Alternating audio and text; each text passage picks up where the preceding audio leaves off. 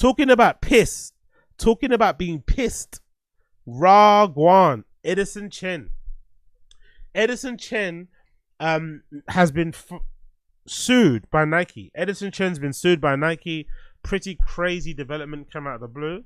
Now, I first saw this on my timeline, courtesy of, I think that Sneaker Legal account. And essentially the first bit I saw, courtesy of Sneaker Legal and others, was this headline. Courtesy of Modern Notoriety 2, where it says, Nike has filed a $126.6 million lawsuit against Clot's Edison Chen for an alleged breach of contract. Now, 126 million is very different than 126,000, which is what WWD magazine are saying it is. So I'm going to show you to believe. Do we believe WWE magazine that said they filed a class action lawsuit to collect 126,000 from Edison Chen? Or did we believe Sneaker Legal and Modern Notoriety who say the amount is actually $126 million? I don't know what it is. Wherever it is, it's an interesting development. More so because Clot and Nike have had a long history. They've created many great shoes, legendary shoes. When I can think of off the top of my head, might be, is it the Year of the Snake, Year of the Dog, Chinese New Year, fucking Air Force One, the red one of my favorites of all time. I think their last Nike collaboration before they moved to Adidas was a really good one too. It was these dunks. They had all these different types of materials and a different type on each panel. I think there were also a non-SB too, which I also preferred, and they came out really great. And I thought their move away from Nike came out the blue. Not sure why that was the case. I have read on interviews with other brand people and owners and stuff that allegedly Nike are really shit when it comes to like giving people points or ownership and shit. So Nike allegedly maybe pays you an upfront fee, but they don't ever give you points on the sales of the shoe. There's no long-term plan to have you involved in Nike designing things or have your own line. It's just you get the collection, you get paid by each fucking collaboration, and that's it, and you keep it moving. And I guess some of these guys, some of these creators, some of these brand owners, they want more. Because, you know, like myself and others out there, they probably grew up on Nike and they want to play a bigger part in Nike's future and actually be able to, you know, have their own line and shit, or have some ownership, especially some of Edison Chen. I'm not too sure if Edison Chen's married or got children and shit, but I'd imagine that probably changes your worldview. Suddenly you're married and you got children, and you know, like you want to lead them something that they can kind of hold as well. So you don't want to just be designing shoes and getting money. You want them to have something they can kind of hold that'll kind of set them up for the future and for for many generations to come. So that might have changed his perspective on it, or just frankly, Adidas might have just been able to offer him the stuff that he wasn't getting at Nike. I don't know, but I was very surprised that Clot decided to end their partnership with Nike, and it did feel like Clot decided to walk away from Nike as opposed to Nike walking away from Clot, because Clot essentially has China in their hands, right? Again, I'm not super exposed to Chinese streetwear, but I can assume that Clot still probably run things over there. They're probably still the big dogs. Sorry, I got some water there. They're probably still the big dogs out there. And China's probably a region that Nike want to have a handle on as well. The money there is just ungodly. The amount of money and fucking reach they can get from there. So having Edison Chen walk away from Nike and join Adidas, that was a big blow to Nike. Don't get me wrong. I don't think Clot fans who are fans... I don't think the Clot fans who like their collaboration with Nike are going to suddenly jump over to Adidas because they're with Adidas, because Adidas is like, you have to kind of be into that sort of shit. Like me personally, I am, because as cringy as this sounds, I like to refer to myself as like a proper sneakerhead, as in like, I don't just chase after like limited edition stuff, tier 0 stuff. I'm not only wearing retros, I'm not only wearing, especially not Jordan retros and shit.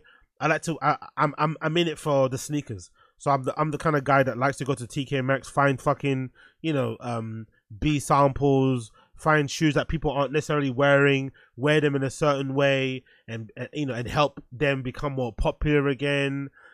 Maybe pull out a colorway of a shoe that no one kind of thought about that was great, that came out before, and give it a new lease of life, or just really be into any sneaker brand or any footwear brand, sportswear brand that do interesting things.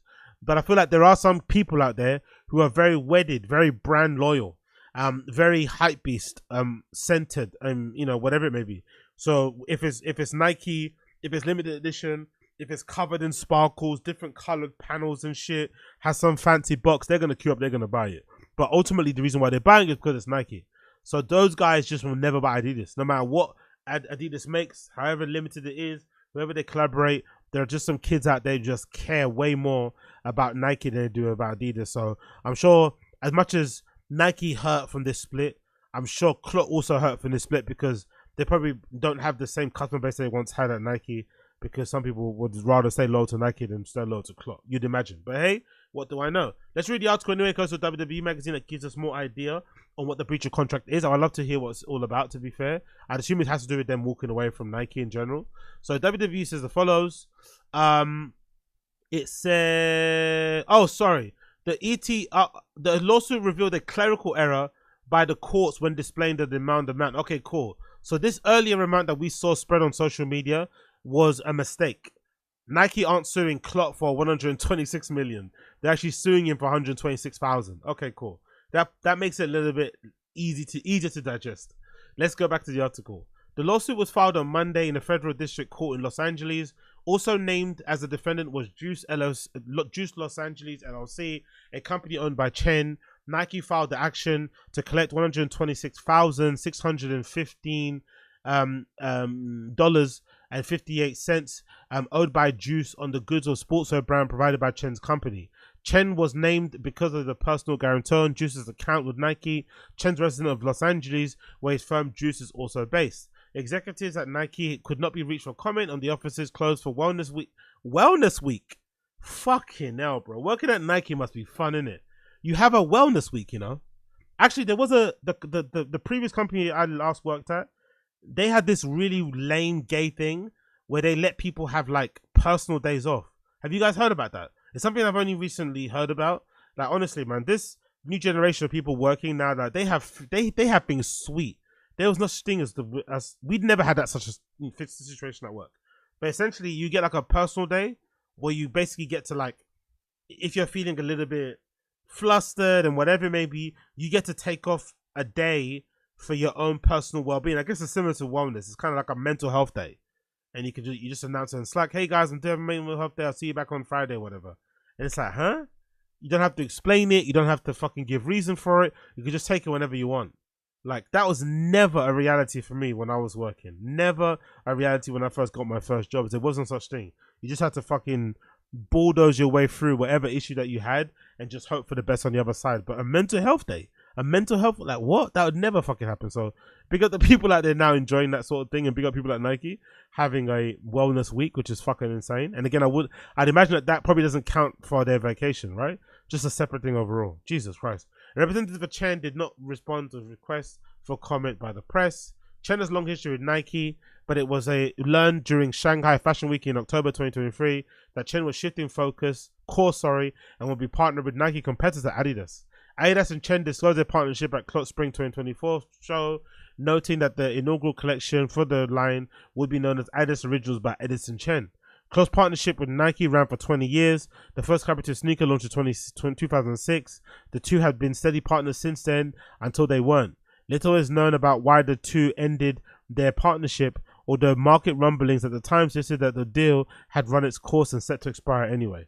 Like, again, from what I've read online, Nike don't sort out their creative, don't sort out their fucking family. They tend to fuck them over, tend to do them kind of dirty. And I'm assuming they do it on purpose because they know that they can kind of bend you over backwards if you're a brander. They know that you love them more than they love you.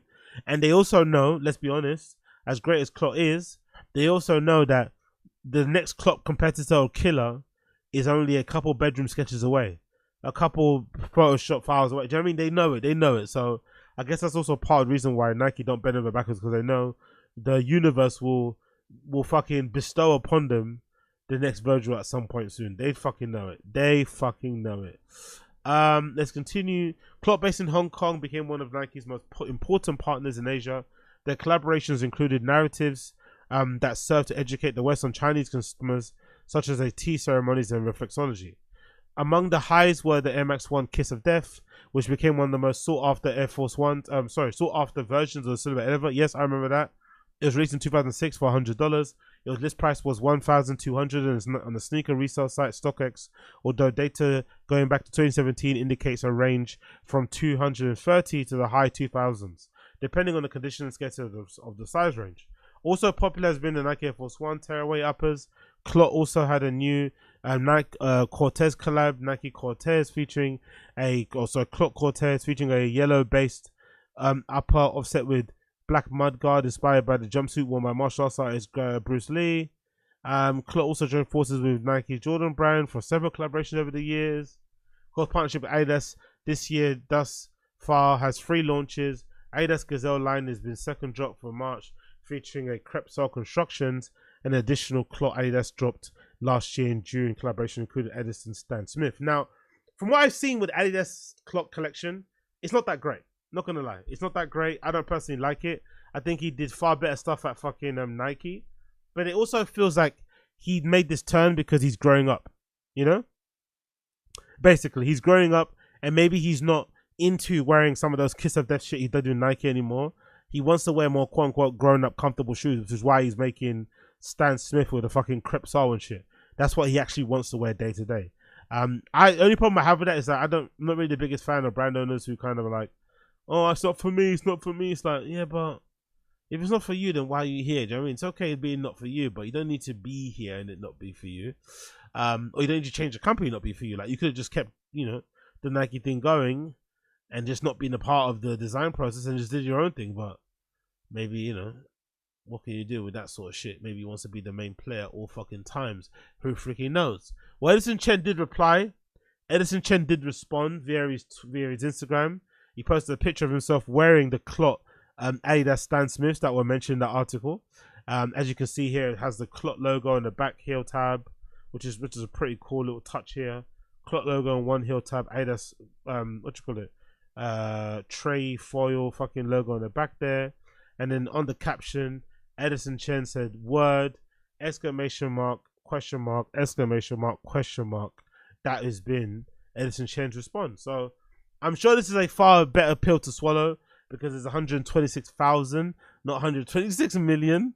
But regardless, getting sued by a fucking young thug at any time of day is a fucking L. I am not gonna lie, I really am not. So big up Frank for